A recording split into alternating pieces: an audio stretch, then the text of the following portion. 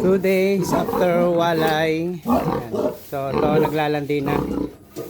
So sobrang ingay na nito. Itong dalawa nagulat na lang na pagpunta ko dito.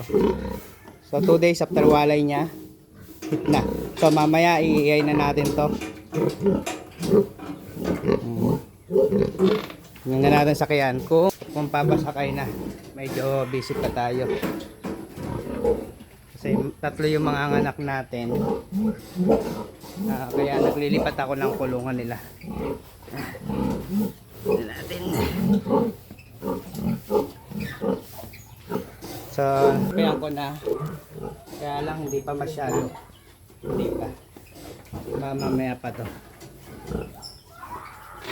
Hindi pa siya masyado. Baka mamaya pa. Ang ano niya, sobrang ingay na. Yung ungot ng ungot. Like ganun.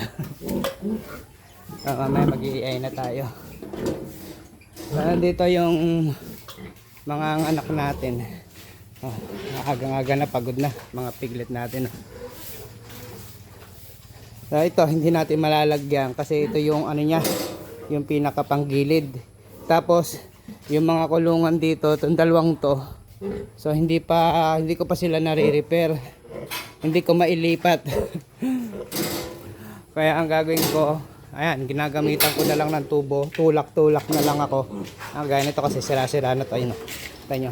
Pag nag-labor ang baboy, yari tayo dito. Ito nga sa ganun din. Kaya itong itong mga anak na to, ito matagal pa to. Ito dapat magkakatabi. Ang problema, hindi ko matanggal ito kasi ito yung pinaka ano niya, nag-crack kanina. Ayun, so yun nag-crack, so mapuputol. Ayan, napuputol siya.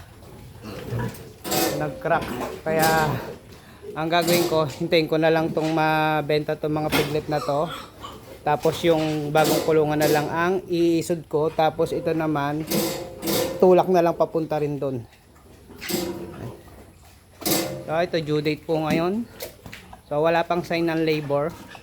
Pero ngayon ang due date niya. Prepare muna tayo.